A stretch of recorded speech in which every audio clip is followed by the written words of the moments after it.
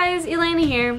So little bits of notice and knowledge at the beginning part of the video. I'm filming outside, the lighting's gonna be weird, there's gonna be birds and stuff in the background, but I wanted to film outside, so YOLO. Also, red lipstick, I'm trying it out. Again, YOLO.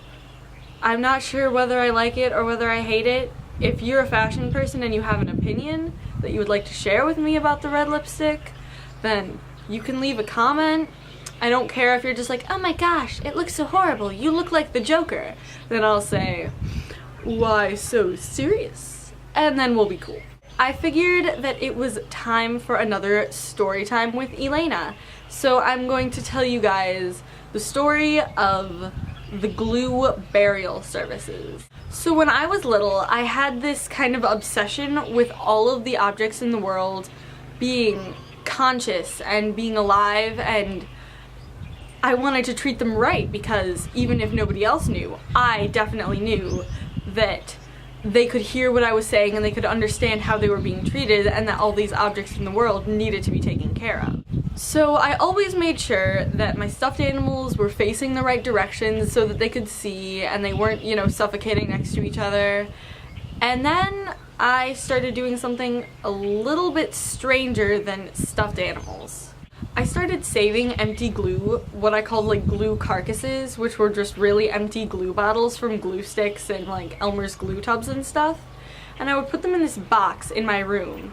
And I decided that once the box was full, I was going to bury it and have a nice little funeral service for all the empty glue bottles.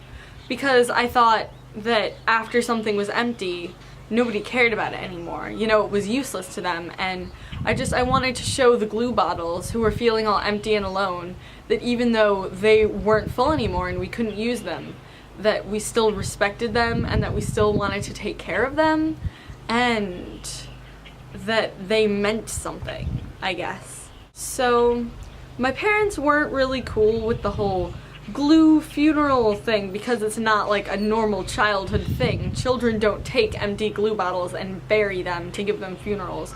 That's not how it works. I mean, I guess like my parents just decided that I was going to be myself and I was going to have this glue funeral. One day, the box in my room full of empty glue bottles got full.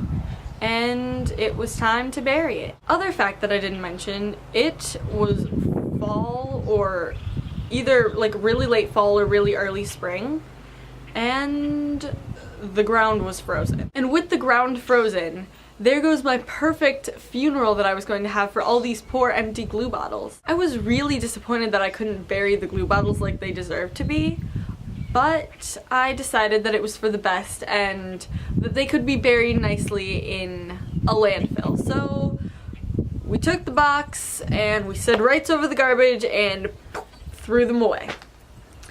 And that's the story of how I pretended that inanimate objects were real. Alright guys, thanks for watching my video this week. I don't have a Totoro, but I do have this tree, so click on this tree over here to subscribe to our channel. Links will be there. You can follow us on social media sites. We have links in the description. And yeah, I'll catch you cats on the flip side. There goes my beautifully planned out glue funeral hair.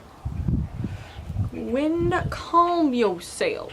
Bum bum bum bum bum bum bum bum bum bum ah. And with the frown grows in. Wow. Oh, wind. Filming outside was such a bad idea.